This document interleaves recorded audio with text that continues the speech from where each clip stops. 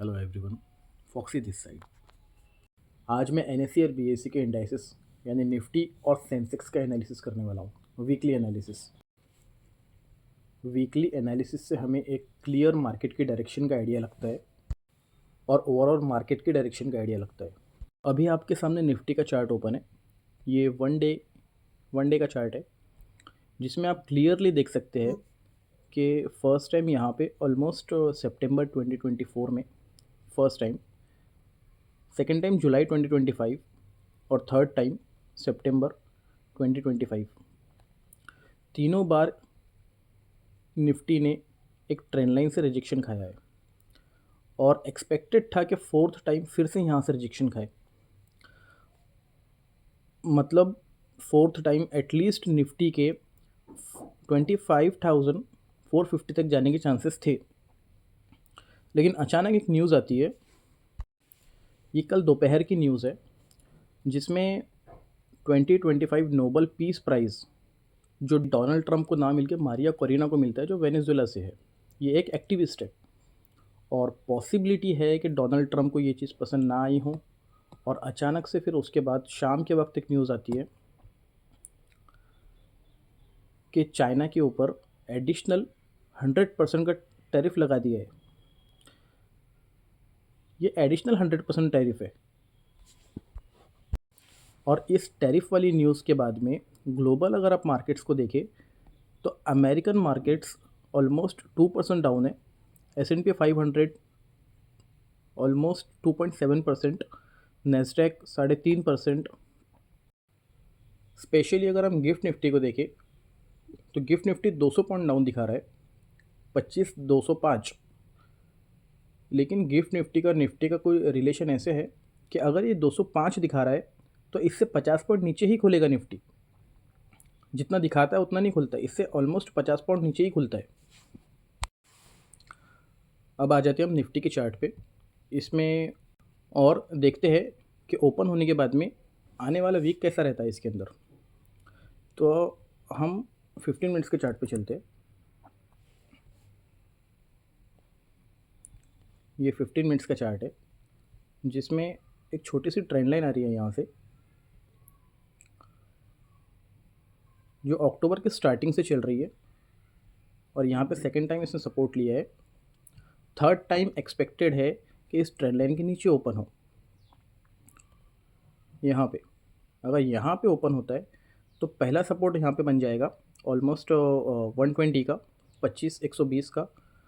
और उसके बाद अगर ये ऊपर चलता है तो ऊपर एक जो इससे पहले का जो रेजिस्टेंस है जिसको तोड़ के ये ऊपर निकला था, इसने अभी सपोर्ट बनना चाहिए था, लेकिन चूंकि उसके नीचे ओपन हो रहा है तो अभी रेजिस्टेंस की तरह एक्ट करेगा। तो अगर ये यहाँ से सपोर्ट लेके ऊपर चलता है तो यहाँ रेजिस्टेंस खाएगा। लेकिन अगर ये सपोर्ट भी काम नहीं करता है मंडे के दिन तो नेक्स्ट सपोर्ट हमको मिलेगा 25,000 का। ये तो इंट्राडे की बात हो गई। लेकिन अगर हम तो वीक की बात कर रहे हैं, तो अगर हम वीक की बात करें तो 25,000 अगर टूटता है, अगर 25,000 के नीचे हमको क्लोजिंग मिलती है मंडे ट्यूसडे को, ये है 25,000 का लेवल। इसके बाद का सिनेरियो कुछ ऐसे होगा कि ये निफ्टी के पास में फिर नेक्स्ट कोई सपोर्ट नहीं है।